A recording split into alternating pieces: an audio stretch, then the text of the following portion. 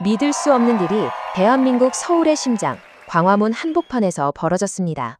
단일 K-팝 밴드의 컴백 공연 단 하나 때문에 정부가 수도에 이례적으로 재난위기경보 주의 단계를 발령하는 초유의 사태가 일어난 것입니다. 전 세계에서 무려 26만 명이라는 엄청난 인파가 몰려들 것으로 추산된 가운데 31개의 철통 같은 게이트와 수십 대의 문형 금속 탐지기 MD가 설치된 광화문 일대는 그야말로 거대한 요새를 방불탔습니다. 안녕하세요. 저는 미국의 유력 일간지 소속 외신 기자 사라 세라입니다. 과연 이 엄청난 규모의 군중이 만들어낼 역사가 통제불능의 끔찍한 혼돈일지 아니면 경이로운 기적일지 전 세계가 숨죽여 지켜보던 그날 밤, 제 눈을 의심할 수밖에 없는 놀라운 광경을 목격했습니다.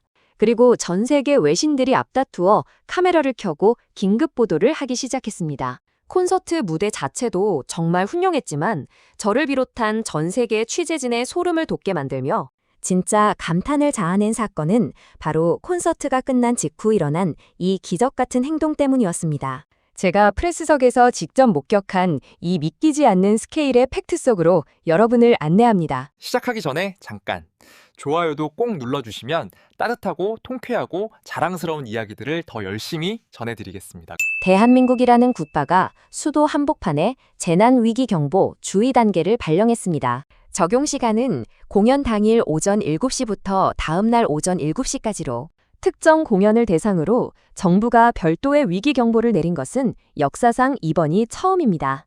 여러분은 지금 광화문 광장에서 벌어지고 있는 이 믿기지 않는 스케일이 상상이나 되십니까? 무려 3년 9개월이라는 긴 기다림 끝에 왕의 귀환을 알린 방탄소년 BTS를 보기 위해 전 세계에서 몰려든 엄청난 규모의 인파가 운집해 있습니다. 한국 경찰과 정부는 그야말로 철통 같은 요새를 구축했습니다. 저는 오늘 이 역사적인 현장을 취재하기 위해 주최 측으로부터 미리 출입 허가를 받고 펜스 내부로 들어왔습니다. 제 손목에 채워진 이 녹색 프레스용 팔찌는 한 번 차면 잘라 끊지 않는 이상 절대로 풀어서 다시 찰 수 없는 특수 구조로 되어 있으며 촘촘하게 마련된 31개의 출입구를 한 번 나서면 제 입장이 엄격하게 통제됩니다.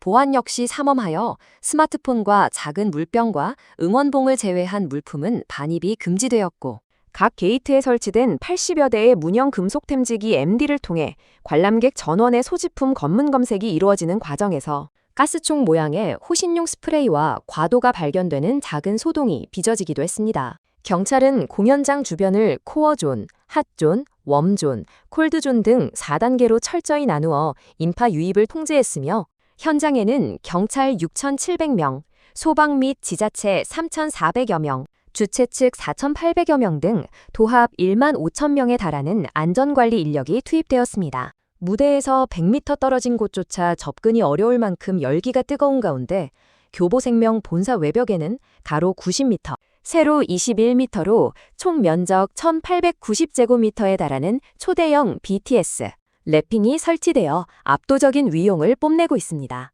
과연 이 거대한 인파와 국가적 긴장감 속에서 치러지는 공연은 어떤 결말을 맞이하게 될까요?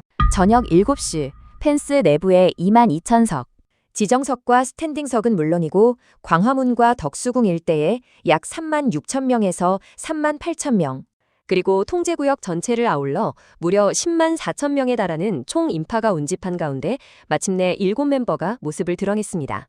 리더 RM이 무대 센터에 서서 우리가 돌아왔다는 첫 인사를 건네자 광장은 떠나갈 듯한 함성으로 뒤덮였고 첫 곡 바디 투 바디를 시작으로 타이틀곡 SWIM 등 14곡의 무대가 연이어 펼쳐졌습니다. 슈퍼볼 하프타임 쇼를 연출했던 해미씨 해밀턴이 메가폰을 잡은 이 공연의 백미는 단연코 한복을 입은 출연진과 함께 우리 민족의 정체성을 담아낸 신곡 아리랑 무대였습니다.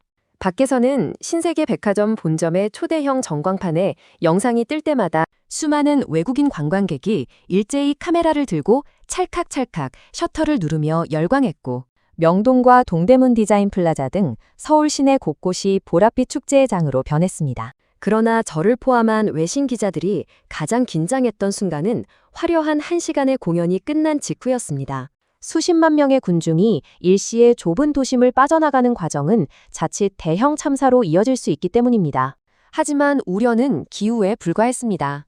공연 종료와 동시에 서울시는 안전한 퇴장을 위해 구역별 순차 퇴장을 실시한다는 안내, 문자를 한국어와 영어 번역본으로 발송했고 관람객들은 철저하게 이 지시에 따랐습니다. 통제선 외부 인파가 먼저 빠져나간 뒤 스탠딩 관객이 이동하는 순차 퇴장 방식이 완벽하게 작동했으며 경찰과 요원들이 호루라기를 불며 우측 보행을 유도하자 팬들은 조금의 혼선도 없이 기적 같은 한 줄 퇴장을 보여주었습니다.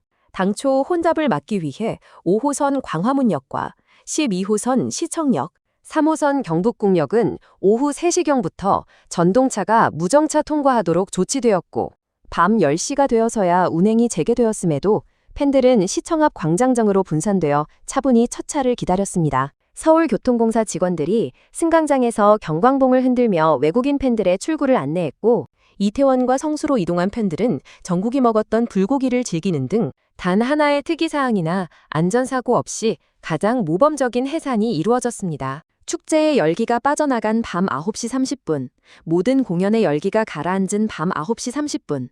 저를 비롯한 전 세계 외신 기자들은 무대 위의 퍼포먼스보다 훨씬 더 강렬한 충격을 받아야만 했습니다. 수십만 명의 인파가 설물처럼 빠져나간 광화문 광장은 놀랍게도 쓰레기 하나 없이 평소보다 더 깨끗한 모습이었기 때문입니다. 전 세계 어느 메가 이벤트를 가보아도 행사가 끝난 거리는 쓰레기장으로 변하기 마련이지만 광화문 광장에는 소셜미디어 SNS를 통해 자발적으로 모인 약 380명에서 400명 규모의 아미 자원봉사단이 등장했습니다. 보라색 장갑을 끼고 아미 자원봉사단이라고 적힌 보라색 어깨띠를 두른 이들은 투명한 쓰레기 봉투를 든 채 광장 곳곳을 돌며 바닥에 깔았던 신문지, 페트병, 과자 봉지 등을 샅샅이 수거하고 있었습니다. 현장에서 만난 21세 팬 이모 씨는 수십만 아미가 함께한 자리인 만큼 우리의 행동이 곧 방탄소년단의 이미지로 남기 때문에 신경 쓸 수밖에 없다며 높은 주인의식을 보여주었고 경찰과 공무원들의 노력에 감사하는 마음으로 참여했으며 BTS를 위해 하는 일이라 전혀 힘들지 않다고 웃어 보였습니다. 53세의 윤상희 씨는 BTS가 우리에게 다가와 준 것처럼 우리 주변을 소중하게 지키고 싶다고 말했으며 안수진 53씨 역시 광화문은 일반인도 많이 오는 공간이라 아미나 방탄소년이 욕먹는 일을 되게 싫어한다며 성숙한 시민의식을 드러냈습니다. 더욱 충격적인 사실은 이들 자원봉사자조차 일반 팬들이 워낙 깨끗하게 자리를 정리하고 떠나서 사실 치울 쓰레기가 거의 없을 정도였다고 입을 모았다는 점입니다. 수많은 국가에서 몰려든 10만 명이 넘는 인파가 거쳐간 자리가 평소보다 더 티끌 하나 없이 깨끗해진 이 황홀한 광경은 이들이 열성 팬덤을 넘어 아티스트의 품격을 스스로 증명해내는 성숙한 문화적 연대체임을 완벽하게 보여주었습니다. 단 한 건의 사고도 버려진 쓰레기도 허락하지 않은 광화문의 오늘. 밤은 아미ARY라는 이름이 왜 전 세계에서 가장 위대하고 선진적인 팬덤으로 불리는지 그 해답을 전 세계 언론의 카메라 앞에 명백한 팩트로 새겨 넣었습니다. 이젠 BTS뿐만 아니라 그들을 사랑하는 아미까지 사랑하게 될 것 같습니다. 서울 광화문 광장에서 사라였습니다. 오늘 이야기가 마음에 남으셨다면 사이다 감동 채널을 기억해주세요. 앞으로도 더 흥미로운 시선으로 찾아올게요.